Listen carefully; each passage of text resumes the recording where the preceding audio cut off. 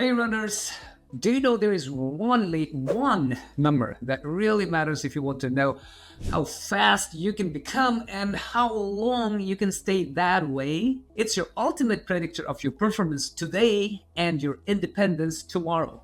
It's called a VO2 Max. Now, if you know about it, good for you, but if you don't, or if you want to learn more about its implication in our everyday life, stick with me till very end. I'm Dr. Sandesh Pandit. I'm a sports medicine doctor and marathon runner myself. Now, to talk about VO2 Max, let's make it simple. Think of this like your body as your car. The glucose, protein, fat, that's the fuel. Oxygen helps to burn that fuel.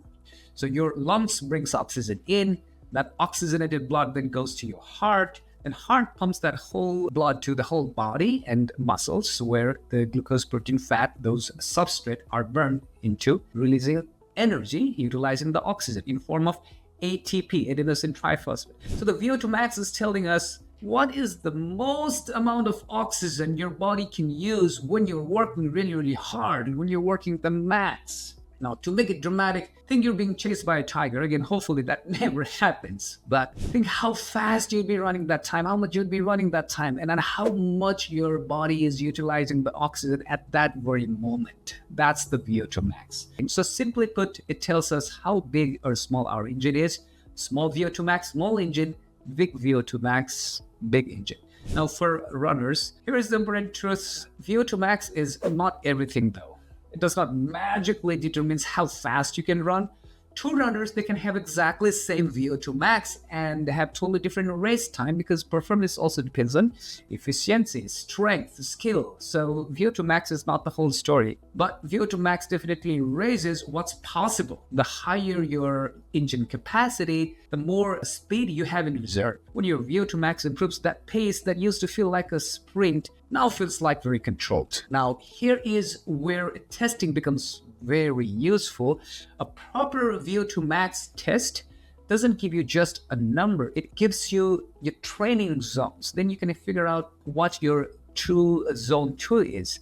Not what your watch guesstimate, what your body is actually doing. So zone 2 is where you build your engine. Too easy, there's no growth. Too hard, you burn out. So it helps you understand how hard you can push before your body shifts into heavy fatigue. Now, here's the important shift though. I don't want you to be very focused or hyper obsessed about your VO2 max number. It's not about chasing a score. VO2 max is, like I said, it's just a marker. What really matters is the engine itself, and that engine is called cardiorespiratory fitness. That means how strong your lungs, heart, muscles, when they work together, how strong they are. And then that is what protects you, not the number.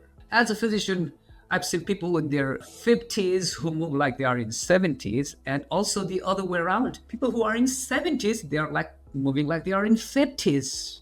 That's so nice to see. The difference is usually not genetics. It's that cardiorespiratory fitness. That's the engine. So when your engine is small, you have less reserve. And reserve is what protects you when you get sick, when you have surgery, when you face stress, when you get older. So VO2 max is not about the medals, it's about the margin. Margin to climb the stairs, margin to recover from illness, margin to stay independent. And this connects to something called frailty. Frailty means your body becomes weak, slow, less able to recover. In older age, frailty is what makes small problems into big problems. A simple fall, like ground level fall, mild infection, short hospital stay. When somebody is frail, they have no reserve.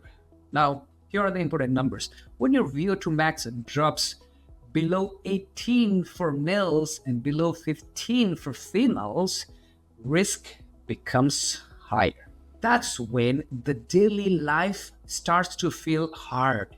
We call these ADLs, activities of daily living, like climbing stairs, going to the mailbox, walking uphill, getting out of the chair. Think of frailty like a phone battery that would not charge more than 20%. The VO2 max is how big that battery can be. The bigger the battery, harder it is to shut down. And when it comes to health and living longer, it becomes even more important. Why it matters for a long life? Because there are several studies that shows low cardiorespiratory fitness is one of the strongest predictor of early death, even stronger than these common risk factors that we talk about all the time, like smoking, diabetes, high blood pressure, high cholesterol, because your VO2 max reflects the strength of your whole system, the lungs, the heart, the muscles, the mitochondria. But there is no magic workout. There is no secret workout that instantly boosts the VO2 max. And I'm pretty sure you have seen these ads, the 7-minute miracle workout, or magic interval formula, or high altitude mask, or the supplement that boosts oxygen. To all that, I say, because there is no magic shortcut. This engine, you don't grow bigger by flooring the gas pedal. Once you grow it by driving regularly, like running, cycling, swimming, brisk walking, moving your body consistently over months, over years. I know it's boring, it's not viral, but it works. Now, let me add one more piece to it. Building your engine is about training, yes, but recovering well matters too. And that's why I've created this recovery fuel, which I'm calling a triple A smoothie. It's antioxidant, anti-inflammatory, adaptogenic. You can use this both pre and post-run. But let me tell you, this is not a magic drink. It won't raise your VO2 max overnight, but it supports recovery. It supports your cells, supports your body's ability to handle stress. Think of it like good maintenance for your engine, not a turbocharger. Click the link below to get it free. Now, runners, after 40, VO2 max naturally declines. But decline is not the destiny. Decline should not be the destiny. People who consistently stay active keep a much stronger engine. Not because they track the number, because they kept moving. Now guys, here's my closing message, and remember this even you forget everything that I said before. Yes, VO2 max is a very powerful marker, no doubt about that, but don't fall in love with the number, fall in love with the process.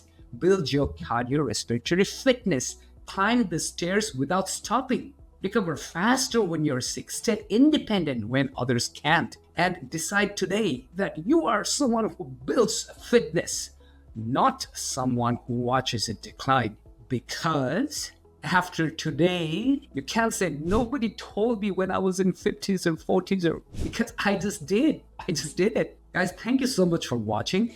I'll see you in the next video. Please write in the comment section what you want to learn more about VO2 max or any other running topics. Like and subscribe if you want me to make more other informative videos like this. See you next time. Keep running.